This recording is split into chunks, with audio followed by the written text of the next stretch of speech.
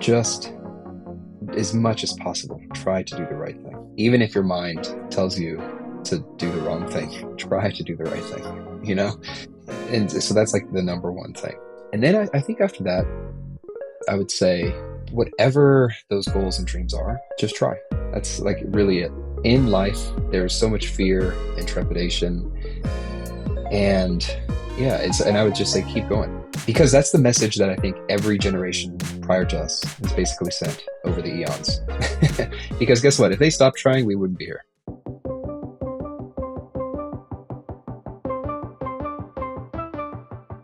Thank you for tuning in to the Mile 40 podcast. I am Bishoy Tadros, the author of Break Barriers and Audacious, both of which are sold on Amazon. And I invite you to join me as I engage with guests to discuss those bounce back moments that we encounter on our personal journey. Mile 40 is a forum to learn about how athletes, professionals, and leaders of all backgrounds stare down moments in life where the only option is to rise up. The Mile 40 podcast strives to remind listeners that the comeback is always greater than the setback. Welcome back to another episode of the Mile 40 podcast. Thank you all for continuing to tune in. I greatly appreciate it. We are making strides and inching closer and closer to episode 100. If you haven't already, please be sure to hit subscribe if you're listening on Apple Podcasts, Spotify, YouTube, wherever you get your show notes from. It's been incredible following this listener base, getting your feedback, reading the reviews. If you get a chance, go ahead, check out the show notes. There's a discount code for picking up a copy of Audacious or Break Barriers. Today's guest is an incredibly special guest. He's a guest that impacted my life, in a very short period of knowing him. In fact, the first time him and I met, it was about a 24 to 48 hour span where we had one or two conversations that, deeply impacted the transition of where things were going to go from me thereafter. Today's guest is Ashton Eaton. He's a two-time Olympic gold medalist in the decathlon from London and Rio, 2012 and 2016. He has degrees in psychology and mechanical engineering from the University of Oregon and Portland State, respectively, and is currently an innovation engineer at Nike. Prior to Nike, Ashton worked at Intel's Olympic Technology Group on 3D sport performance analysis using computer vision and AI. He lives near Portland, Oregon, with his wife and two children. Ashton, thank you for joining me. So awesome to be here and get to chat with you, man. Of course, man. I mean, the truth is you didn't really need an introduction. I think I did. It was a great one. Appreciate it. Yeah. No, I want to make sure I give the audience some context. So the context is Ashton and I met back in 2017. At that point, the day him and I met, I still hadn't even run a single marathon. And I was nervous for a variety of reasons. I shared my story for the very first time a couple months prior to that. Had never talked about it. And quite frankly, had never envisioned what was going to happen once the story went out. The story went out, it started to pick up steam, and we ended up fundraising a lot of money. And because of that, the Leukemia and Lymphoma Society, who I was raising money for, introduced me to you, Ashton, because you were called in by the organization as an ambassador that year for the marathon. What do you remember about that year? Man, that year was the first year I was not an athlete. So, as you said, Rio 2016, Olympics, that was the last time I ever competed as a track and field athlete. And, that was my life and kind of my identity, who I was for, a long time. And then after that, I was like, I'm not quite sure what the deal is. I actually intentionally retired to discover that. And so I remember that year being a big transition period for me. But also post-Olympics, there was a lot of good that I could do with kind of the platform that I was given as an athlete. And the Leukemia and Lymphoma Society was one of those things. And I found myself kind of traveling around the world or the country doing these things and meeting, incredible people and organizations like yourself. As I kind of reflected on it before we got on this episode, one of the really cool things was back then when you and I had met, I was still revisiting my passion for sport because I had battled with a lot of obstacles in my lifetime, constantly told, you can't, you shouldn't, you'll never make it, you don't belong out there. And what I really love was, and I'm going to go straight to it, the crux of our interaction was the day before the marathon or 2 days before the marathon. I was preparing to give a speech the next day. And that was the day that you and I had met. We met on Friday. My speech was on Saturday. And I was a nervous wreck because I had never run a marathon, number one. I wasn't used to the attention, number two. I didn't really know anything about the landscape to begin with, the running landscape. I didn't know anything about the running landscape, Right. let alone the world of athletics. The fact that you were a decathlete to that point in my life, I didn't really grasp what that meant. I knew you were a big deal, in terms of, the world of athletics, but I didn't really know what that meant. And what I loved was, the question that I had asked you about what it was like the very first time you were on that Olympic stage and, what was running through your mind. And your answer was you couldn't stop but think about the million reasons why, it was you and not anyone else. And it didn't hit me until much later how humbling of an answer that was. It felt like an answer that a lot of athletes could have given. But now I reflect on it because now I've had my own journey over the last 7 years with the certain goals that I've been trying to kind of meet from an athletic perspective. And it, you really can't help and ask sometimes why it was you. Can you talk to us a little bit about um, how you've reflected now that it's been 7 years, 8 Right. years since you've, walked away? I know this is a poignant time because we just finished the Paris Olympics. The Paralympics are about to start, but the Olympic Games have completed. So it is full on. Almost exactly 8 years.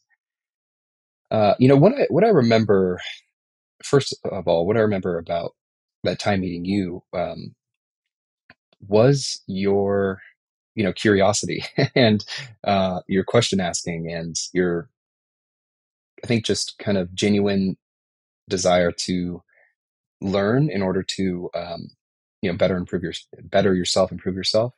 Uh, so I always thought that was really cool, and I loved those initial conversations. I vividly remember standing in a park. I think maybe we had just done like a warm up run or something. Yeah, I think it was And we had after the parade or before the parade. something like that, yeah. Yeah. And you had asked that question. And I said, something a coach once told me that I think rings true is everybody who's ever made it to the Olympic Games has 10,000 reasons why they shouldn't be there. And that's kind of what went through my mind. And I remember you sitting there thinking about that. You're like, man, and to see what you've done since then, just basically, from that time and pushing forward, um, that's really awesome and admirable. For me, I still ask uh, the question of myself, how sometimes the life that I led as an athlete, just I'm like, did that even happen? Um, and it was funny. I was watching the athletes at the Olympic Games. My wife and I were in Paris, and I was seeing the elation on their face, the joy of kind of achieving, getting a gold medal, or just even being there, which is a win for a lot of people. Um, and I remember I was thinking back to being young and thinking, man, I know exactly what they feel like. They're so excited because of the things that they've had to overcome to get there. Uh, and I think one of the things that brings it all home and synthesizes it is potential. When I was a young kid, clearly I had the future capability to achieve the things that I did because I did do them. Um, the thing is, I didn't have any idea, like I'm obviously still the same person. So the latent ability was there, but I couldn't have told you those things were going to happen. Um, and I think that is the special part for me, and the thing that I see when I look at young people, or when I look at somebody like you trying to achieve. The thing is, we all have this latent capability, and the question is, what is it? And there is only one way to find out. And the way to find out is to basically keep pushing until you hit the limit. It's a paradox because you actually don't want to hit the limit. You don't really want to know that you're not going to get any better. You're not going to get any faster. You're not going to go any higher or get any stronger. You don't want to know that answer, but still, it's important to seek it. Um, and yeah, that's kind of where I've been the last 8 years is looking at people, young people, anybody who has a dream, a desire, a vision, and saying, I admire that. You're speaking to my soul right now. And I wasn't planning on this going in this direction, but the reason I'm going to kind of pivot right now is because when you and I had first met, like I said, I hadn't even run a marathon to that point. And now I'm training for my 11th and 12th and my sixth world major. And the, the, the people around me are like, there's still some head scratching around why am I training to the level that I'm training? Like my schedule, I have a full-time job. I'm a dad, husband, but I train every day and I'm just a normal person, you know? And a lot of times I question myself as to, well, at some point am I going to stop? And what is going to be the reason why that I might potentially stop? But then there's that fear of leaving uh, potential unknown, right? And not discovering what's possible. And a really good way to kind of break it down is even from a time performance. That first marathon, I had no idea what I was. You were out there on the course with me, I was and just I, so people know, I didn't run that far. I didn't finish. that's true. I That's ran true. with But Bishoy for a little bit and then I stopped. he ran me for a little bit. He was there at the finish line. Yeah, it was. But I told people that when you're training for your first marathon, you train up to 20, 21 miles, just to kind of prevent injury. And then once you get to that marathon, you have to understand that mile 22 to 26, that's uncharted territory for you. And that's exactly what happened for me. And I broke down during that period. I finished in about, I think, 4 hours and 40 minutes, that very first marathon. Earlier this year, I had set out a goal because I finally broke 4 last year, and I set out a goal to break 3:30, and I just did that in London. And so I finished at 3:28 in London. And, I'm talking to my run coach now because 10 marathons later, I decided to finally hire a coach. I realized there was something there. And, there's a part of me that thinks, "Oh, well, like, could that be a 3:15? Like, is that possible? Is that not possible?" Like, and that's why I continue to show up without actually setting the goal for myself. It's just more because I just wanna know what I have to give. Um, and so, it's interesting that you call that out, and I wanna, translate that back now to you. You talk about you knew you had something, but when did you realize, you know, that it was at an elite level, essentially? Yeah. Well, I mean, I want to speak to what you just said because, for you, it's marathons, right? Um, and kind of, your personal platform and how you can impact others. And I think those are good goals to have, like you were saying, some people are head scratching. And the thing is, it's like, in the end, it's not really about the decathlon. It's not necessarily about like the marathon. It's those things.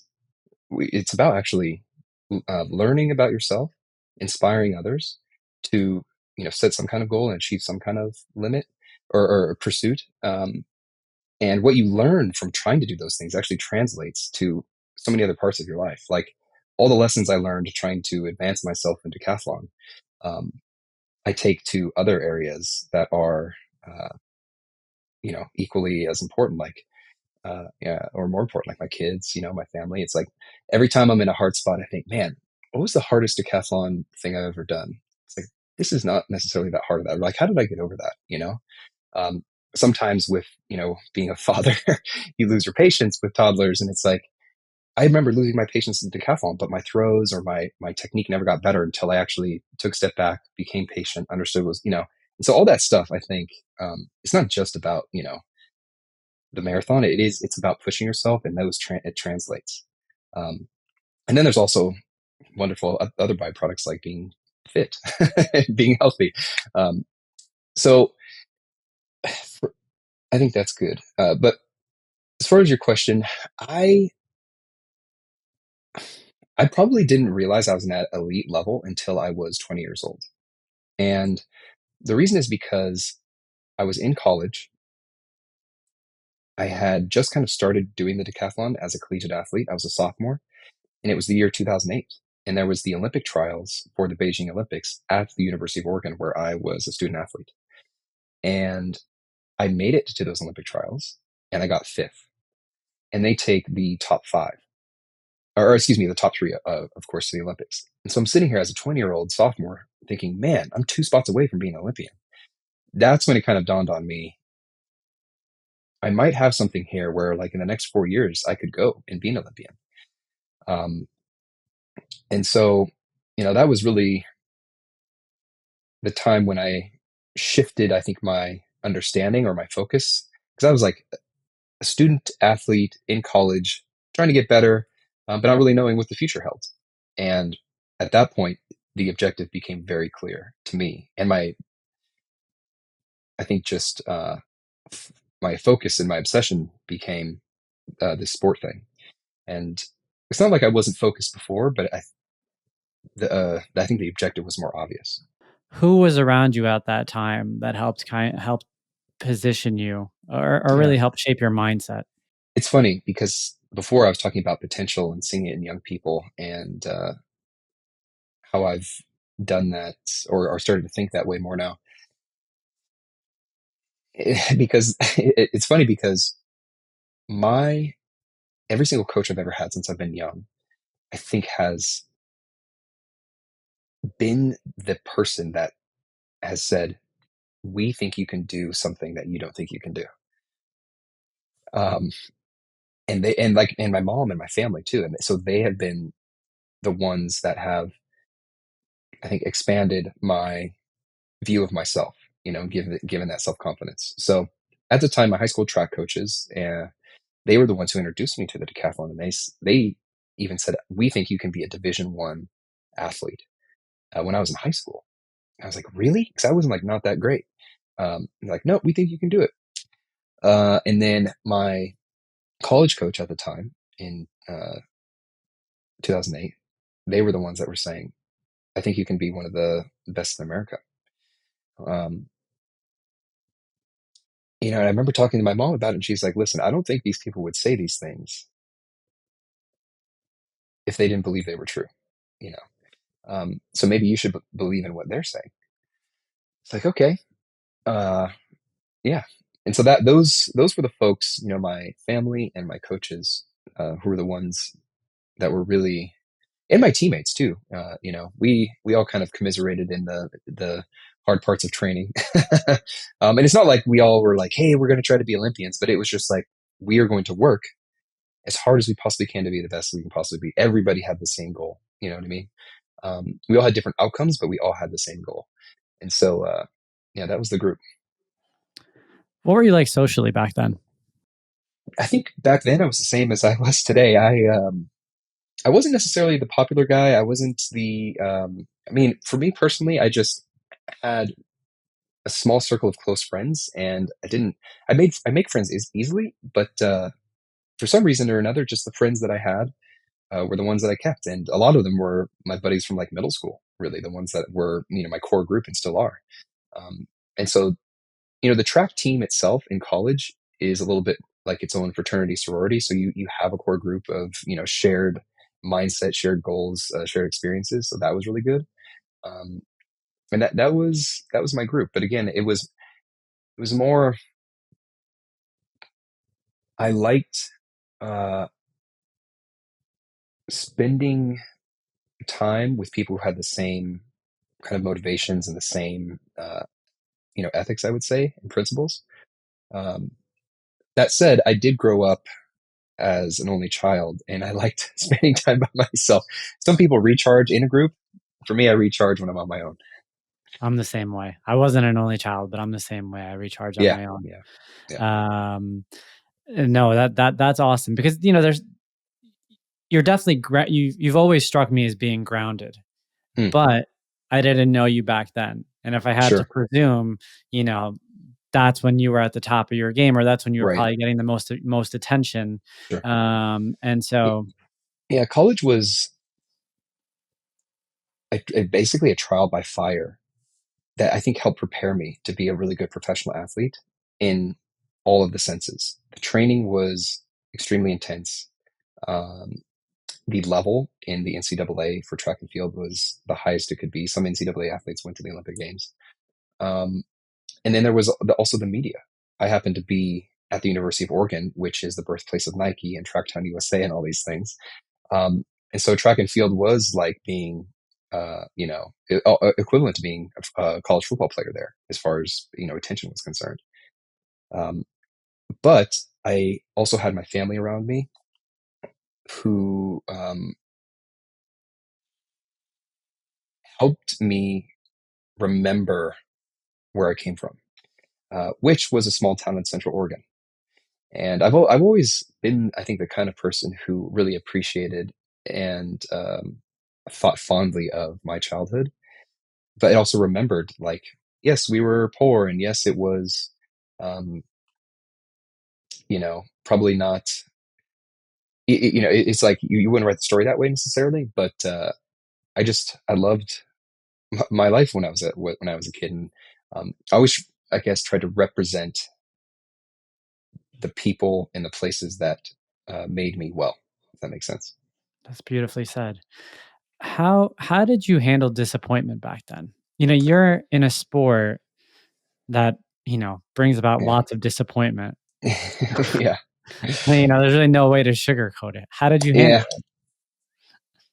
I There was one specific moment when I graduated college in 2010 and became a professional athlete for Nike. And the Olympic Games were in 2012, so 2 years away. But the year before that, in 2011, was this thing called the World Championships, which is big in the track and field world. And all the same athletes compete at the Olympics. It's just a track only thing. And so this is like my first major competition as a professional athlete. Um, I have a sponsor now, so there's like responsibility, or I mean, I wouldn't want to say expectation, but there's just like a desire to do well and represent well. And this meet was in South Korea. In order to get there, you had to go to the trials, very similar trials. And at these trials, I scored like the highest score in the world. So I'm going into the South Korean meet as the favorite. And again, so favorite, newly minted professional athlete. I'm like, this is going to be great. I'm going to dominate and I'm going to get my first global gold medal and I'm going to feel all good going into the Olympic year. Uh, Basically, the the way the decathlon works, it's 10 events. And from the very first event, I started underperforming. And I was like, what is going on? Okay, well, I'm going to go to the second event, the long jump, and I'm going to, get my points back. Jumped the long jump. It was terrible. Again, underperformance. And so I had like this mental uh, downhill slope of negativity and just self. Yeah, I don't know. I don't know what the correct word was, but I was just like beating myself up mentally, like, oh, you're screwing it up. You're losing your first global title, like all this stuff. And long story short, I ended up not winning that competition, even though I was the favorite. And what was funny was my coach, not until the end of the competition, he said, you were in the mix the whole time. But you were beating yourself up mentally so much that you didn't realize, like you thought it was worse than it was, but you were in the mix. And that was one time when I was just, it was a humongous lesson. And I had, there's like a newspaper article where I said this, and I was like, from that moment on, I knew the mistake that I made. And I told him, I was like, I'm never going to make the mistake again. And I never lost after that. And the lesson that I learned was there is a difference. I had my expectations and my aspirations the same. and they actually shouldn't be. They should be the opposite, or at least that was the lesson that I drew. Because here's an example.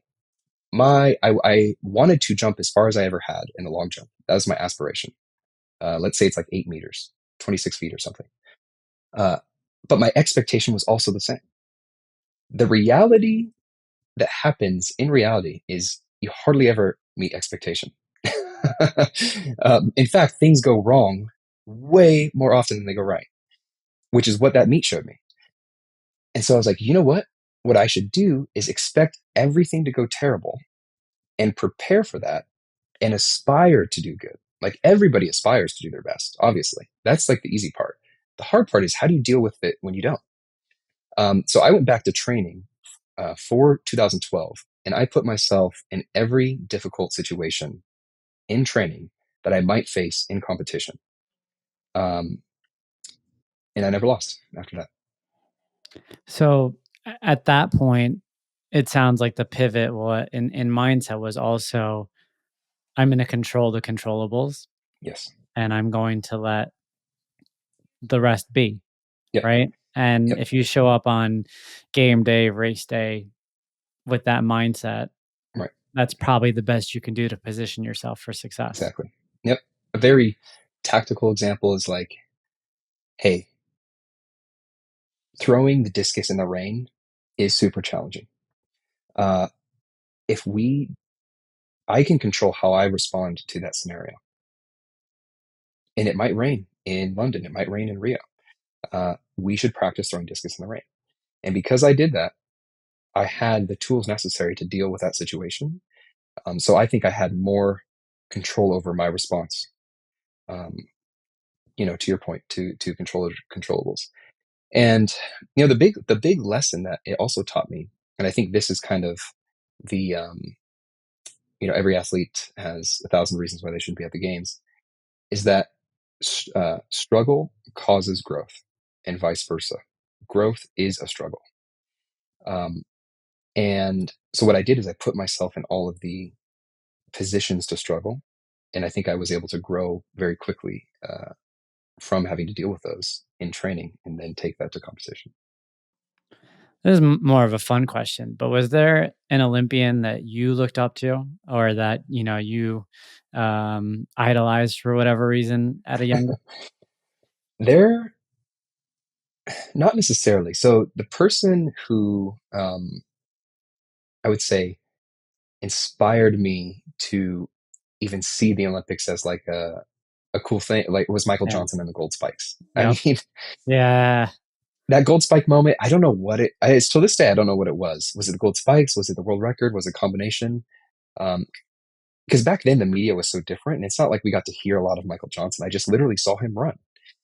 But I think he won in such an amazing way that I just thought, what is that he's doing? Um, and so that was kind of the impetus of, wow, that looks so cool. I would like to try that someday. And then as I got older, I didn't necessarily have one athlete that I admired or looked up to a lot. I'm not quite sure why, but I just always admired any athlete, really. Especially doing all the different events, I think I had kind of a respect for um, all different types. But Yeah, I mean, coming off Paris right now, um, again, I talk about like my appreciation for these sports has just grown tremendously in parallel with my own journey now, right? And I see some of the stories that came out of Paris, and I can't help but be proud for all these people that I don't know at I all. know, I know, Uh, and it really doesn't matter where they're from. it Sometimes, doesn't it's matter like where they're from. it, like you talk about the marathon. I look at Eliud Kipchoge. I'm like, the guy, he dropped out of the Yeah, marathon, but that doesn't make he's still a it doesn't take legend. anything away from him. It really No. doesn't. It doesn't at all. No, I saw that. Um, yeah, and just all around, some of the stories this year were just absolutely incredible. And what I love about a lot of the stories is they're very human. Like they're very human stories. Like, and you know, I don't want to take anything away from other athletes. And I don't like, I look at someone like LeBron James and I look at LeBron is just superhuman, in terms of how he's built and the way he takes care of his body and his craft and all that. And I look at some of these other athletes who don't have the fame or notoriety that LeBron does, and I can't help but just see the human in them. Because sometimes, and this is, partially sometimes our fault as a society where we put people on pedestals, and we kind of look at them as quote unquote superhuman, and maybe I'm doing that with someone like LeBron. Um, it's also kudos to him for being around for so long and being able to maintain, and he's doing things that no one else is able to do in terms of longevity. Um, but what I love about this year's Olympics is just seeing the human element to some of these athletes who just before the world dies, lived out childhood dreams. Yeah, And that's what's so cool. I love the Olympic Games. I think it's one of the best things we've ever made as a society. And when I think about the things that bring the whole world together, uh, I can only think of three: the postal system, Hmm. the internet, and the Olympic Games. Uh, I can't think of another, any other. And the you know the to your point, it's like the reason it's so good is because shoulder to shoulder, you can have a LeBron, or you can have somebody, from kind of Pakistan or something, right? Yeah, Who may not have access to all these things, but in that arena, they are equal competitors. One might be better than the other for whatever reason, but they're equal competitors. yeah, And it's like a peaceful contest of human capability, and like you said, it's great. And they have what's great is it's very similar to the marathon, right? You all have the same finish line type of thing. Like you may get there at different times, but the finish line there for you is the same, and it's the same distance. Um, and you can get there however you want in whatever way you can. And I think that's a really special kind of experience to have. You know, Hey, Mile 40 fam. I get asked a lot about my training programs and how I set myself up for success to cross finish lines all over the world. Well, I'm going to let you in on a secret. Recovery is half the battle. And in order to get that recovery, I rely on clean sources of protein. That's why my go to protein shake is Owen. Only what you need. I have one after every single workout. 100% vegan and plant based, Owen's plant based shakes use a multi source protein blend of pea, pumpkin seed, and flax seeds to include all essential amino acids to promote optimal daily health. Uncompromised taste. Owen brings together the essential elements of advanced nutrition, amazingly clean ingredients, functional superiority, and uncompromised taste. Now go ahead, go to www.liveowen.com. That's spelled LIVEOWYN.com. Use code MILE40 for 20% off your next purchase. Only what you need. When you look at the world of sport right now, and even some of the athletes from this year's Olympics, to your point, one of the key differences between now and let's go back to 2012, for instance, is the stage you're on from a social media perspective. The lights are as bright as they've ever been. One of the things that I think we kind of spoke about earlier was the fact that you maintained your circle, you were relatively grounded throughout. You didn't really call out any big issues or any certain issues when it comes to mental health struggles along your journey. Perhaps there were some things that you had to deal with, but I have to imagine that any of these athletes transitioning away from sport now might be harder than it was for you in 2016. I've thought about this, and I think it's an astute observation. Um, before, I think even honestly before London 2012, the stories that we heard were largely controlled by the big brands. You would hear, and those big brands would, I think, tell stories, or there'd be marketing or media around the big name athletes. And now it's almost like everybody has an equal platform, which is absolutely wild. So we get to hear way more interesting stories. But those stories also get totally amplified and elevated. And I think there's a lot of, like anything, there's a lot of good, and there's also probably a lot of bad to that. I think the good is the good stuff, that gets told. Um, like a Turkish dad who happens to be, a really badass, Shooter. sharpshooter. Yeah, that's I a, that's a mean, that's a great story. that's a good one. And you mentioned Pakistan earlier. I think there was the first Pakistani gold medal won this year, and I think I saw some In the articles. javelin, I was in the That's right. stadium. It was absolutely electric. There you It go. was Yeah, fantastic to see. yeah. Um, and then you have stories where maybe it's like a more negative thing, and then the media, or the public at large will choose to take it and run. So I think what this all might culminate in, though, to your point, is athletes um, being able to kind of create their own brand, not necessarily relying on these big brands, and crafting their story, but realizing that one moment um, can change how somebody views you, or your brand, or your story, uh, and how that will impact you post sport, may be good or bad. So I think what it might boil down to is, there's a little bit more risk and volatility, I would say. Whereas in my era, just 8 short years ago, um, things were like more consistent. Like maybe I could say something that was controversial, um, but whether it kind of got taken and run with, or amplified, or chatted about, It's it different. was a lot different. Yeah. Yeah, for sure. Um, this year's event, what do you remember most, or like which event did you enjoy watching the most, or where did you have the most energy? To me, the most energy. So we saw beach volleyball, a lot of energy Oh there. yeah, that's Wow. right. The track stadium had energy. We didn't get to see any swimming, but the Okay. moment that defined the games for me personally, um, and you have to remember, we're coming off of Tokyo, which was, we'll call it the COVID Olympics, where there was nobody there.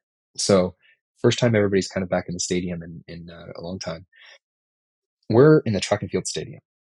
There was a men's decathlon 400-meter race about to start, actually, and the crowd started bubbling up louder. 70,000 people. And they were getting so loud that the announcer had to say, "Hey, can everybody be quiet?" And we're all looking around in the stands, like, what are they cheering for? Because there's not actually a French athlete in this race. And what I realized was, I looked around, everybody had their phone out. And Léon Marchand, who was the French swimmer, was doing the 200-meter freestyle like 4 blocks away in the building behind us. And the French fans were going nuts because he was winning. And so we were in the track stadium, and 70,000 people were cheering for this swimmer who was in a totally different place. And he ended up getting like the Olympic record, and won, and everybody just burst. And so the whole thing had to stop so everybody could cheer on this athlete. And it wasn't just French people, the whole crowd was going nuts. And that is the moment that defined it for me, because I was like, you know what? This is all just shared experience about, I don't know, just like the joy of sport. And then we all got back to the race, and it was good. Um, so that was a really cool moment. Yeah, what I love about this episode is it really is bringing out the beauty in sport, and with everything else going on in the world, even with any attempts to, you know, make headlines about the other stuff, like what really matters at the end of the day was the world came together to compete, and people were seeing out their most ambitious dreams on the biggest stage in the world. And So true. yeah, it's just so beautiful. It is. um So I want to give the audience a little bit more insight into you personally. Okay. You're married to the love of your life. I got to That's meet right. your wife, and it's not common where the husband and wife are both Olympians. So why don't you tell us a little bit more about how you and Brienne met? Yeah. So, I was talking about those college days when I was 20 years old. That's around the time I met Brienne. She is from Canada, Saskatchewan, Canada, and she was a heptathlete. And she decided to come to the University of Oregon, 1 year younger than me. So we met her freshman year, and we were in the same training group. And we started dating. The first time I asked her on a date was Valentine's Day, like 2008 or something. Um, and yeah, we've been together ever since. I think, the thing that attracted me to Brienne was I think we just have the same kind of mindset about the things that we want to achieve. And uh, it's really helpful to, I think, have a partner in life that uh, shares or allows you to have that like determination to do something, gives you space. So, you talk about your training and you're a dad and you're a husband. That takes time, but it is something that's very important to you. And, to have a partner that can say, hey, even though this may be like more work at the time, like I have to solo parent or like whatever it is, um, they respect you for that. And there's, adjustments that have to be made sometimes, but it's like, no, this is something that's important to me. And so we have that, which is really good. We have a 4-year-old son, 2-year-old daughter. Um, we live, just outside of Portland, and it's funny when being a parent is, I think, one of the ways I've grown the most as a person. Just being able to be responsible for another person's um, happiness and future and lessons in life. It's just like this wild, like, are How you sure? humbling is it? How Yeah, it's like, humbling is am I it that sure I'm prepared for that? you could win a gold medal, but you can't necessarily stop a toddler tantrum? Dude, tell me what. It's being a parent is so much harder than winning a gold medal. There, It's crazy. yes, It's yes, crazy yes, it is. because like you feel helpless, and there's no amount of training. There's no book. There's no coach. There's nothing that could prepare you Yeah, uh, for parenthood. yeah, and it's Um, fantastic. but no, you called out something important, right, about creating that space. And I tell my friends, my audience all the time that if Christine didn't give me the space to train, then I, I'd be missing a big part of me, and that part impacts how I show up daily, and so I think it's really cool that you guys have that understanding. What I want to ask now is, when did she walk away? Did you guys walk away at the same time? Right. We retired like January 4th of 2017, shortly Okay. before we met. Yep. And I knew that I was done after Rio. Um, the difference between Brianna and I, though, is in London, I won the Olympics and she got 11th. And then leading up to Rio, she was like, I want to be an Olympic medalist. I want to be an Olympic, that was her kind of like goal. And she ended up getting the bronze medal. Um, but I think she was still struggling with what would I want to do next? Like, is this the end for me? So whereas I knew I was done, it took her a little bit longer, but ultimately she actually went out on a run one day and was like, nope, there's no way I'm going to go back to training. I think I'm ready to start something new. And so we decided to retire together on January 4th. And how did you help each other through that? Was there, aftermath after January 4th? Oh, I can't let me imagine tell it you was what. like making the announcement and then just sailing off into, Yeah. non-Olympian life. Yeah. For really actually the whole year of Rio, I knew that I wouldn't be continuing on. And so I had spent a lot more time thinking about it. And I think for Brienne, she was just looking to focus on medaling in Rio. And then after that, so she didn't really think about anything until that point after. Um, January 5th, Right, so we retired January 4th. January 5th, Brienne like signs up for gym membership. um, and a lot of athletes have actually done this. That's so funny. And she went to the gym and she came back 10 minutes later like crying. And she's like, I am an Olympic athlete. I'm like in this gym. I'm like on the treadmill. It doesn't go fast enough. Like, what am I doing? And I think that's a question that, a lot of athletes have because that physical thing is what you work for so long. Um, and you had your support team around you and you were actually preparing for something where people cheered for you. And now you're like, I'm in a Gold's Gym. Like what am I doing? Um, but the transition, what we did to help each other was one, give ourselves space to just explore. And so all of 2017 was basically that. It was not, hey, we have to do X, Y, and Z now. It was I would say like a creative phase, but it was a open the aperture and learn and then decide. Um, and so we did that, gave each other space for that. I'm sure you guys get a lot of jokes about the genetics that you probably passed on to your kids. Yes. So let's tackle that really quick. Not necessarily about the genetics you pass on to your kids, but at one point your kids are going to grow up. They're going to know who mom and dad are.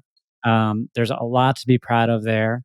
How are you getting ahead of any potential, pressure that they may feel, or how are you handling, just kind of making sure they turn into the humans that they're destined to be? Now that you asked that question that way, I'm not quite sure we're doing everything we could to make sure they don't feel any pressure. Um, that's a good point. I mean, it was obvious to us like that could be a thing. Our approach currently is to allow them to explore and open the doors that we think they might want to walk through. So an example of that is like what our parents did for us. For me, like I would show an interest in something that I saw on TV, martial arts or running, and like the next week, I would kind of be in a class for that. I'd be in a martial arts class, or I'd be, getting a track and field uniform so I could go run it during PE, like the athletes I saw on TV. And so our parents exposed us to the things that interest us and gave us. I remember my mom telling me because I used to like to draw cartoons, and she said, "You know what? You can be a cartoonist if you want. That's a real occupation." I was like, "Really?" It wasn't like you got to be a doctor or lawyer. It was like, you know what? If you want to be a cartoonist, do it. Uh, just make sure that you're the best cartoonist you can possibly be. I was like, hmm.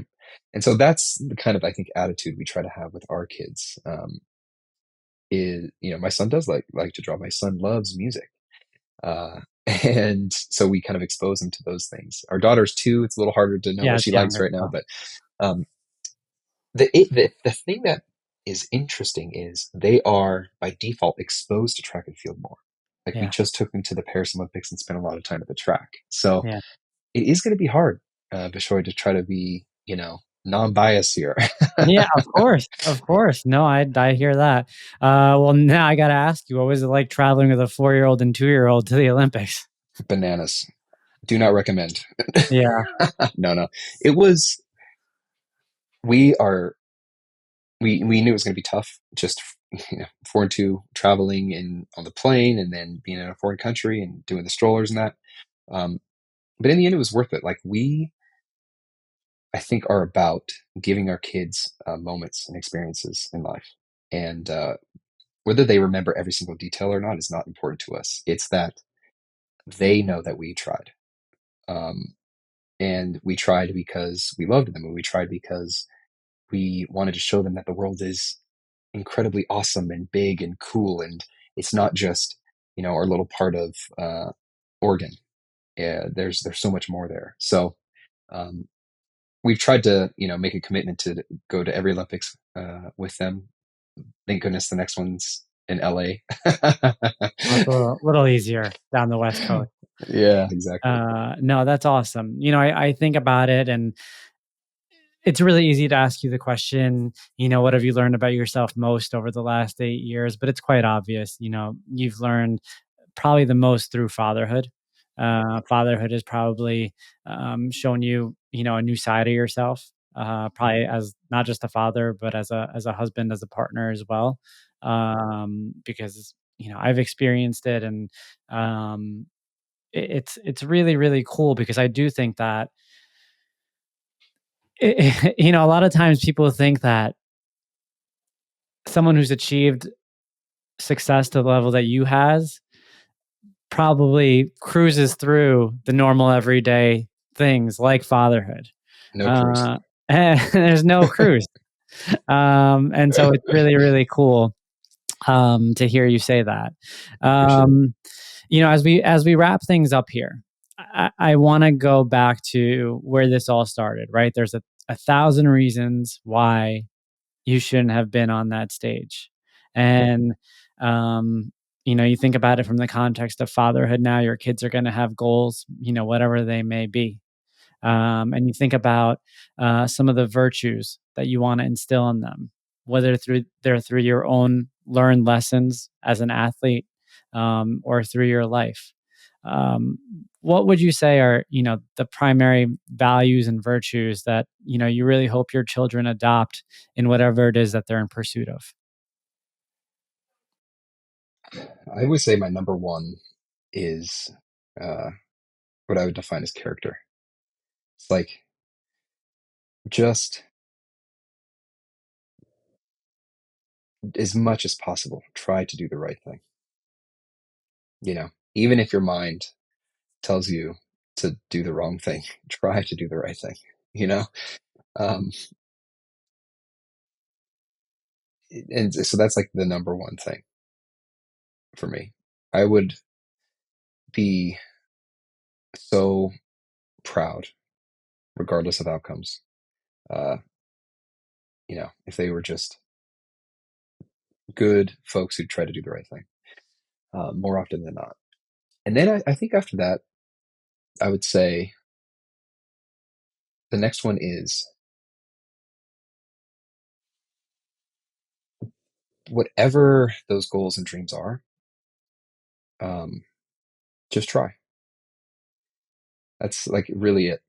You know, um, in life, there's so much fear and trepidation, and um, trying and failing. Uh, yeah, and I would just say keep going. You know, because that's the message that I think every generation prior to us has basically sent over the eons. Because guess what? If they stopped trying, we wouldn't be here. You know what I mean? Um, and so I feel like it's our responsibility in the relay of life to give our best effort, give it a go, and try to take it as far as we can before we hand it off. And that's and if you can do that and be a good person, to me, it's it's a win. And so it really comes down to those two. Absolutely. I think the beauty in all that is that you're a wonderful testament for your children. You're a wonderful testament for the many fans out there who have been following you along for these many years. Um, it was cool for me to uncover that you've always been this guy, right? Like I did, again, we've only known each other in the few moments that we had back in 2017. We've kept a good line of communication open, but I had every reason to believe that maybe you had a little bit more of an ego back in your day, and maybe you did, but you still remain grounded, and you carried yourself with character first, as you say here, and it speaks volumes to how you think about fatherhood now, and the lasting impact you want to have on future generations. And so, Ashton, I just want to say thanks, man. Thanks for coming on. Thanks for bringing Yeah, this full circle, making the time for me, of for the course. Mile 40 family. We're so lucky to have you on, my man. Oh, And I can't wait to see where things go for you. So thanks again for coming on. thank you for having me. You got it. Thank you for listening today. If you enjoyed this episode of the Mile 40 podcast, go ahead, subscribe, leave a review, and share the word. Thank you for being a part of the Mile 40 family, and let's unite in showing the world that comebacks are always greater than setbacks.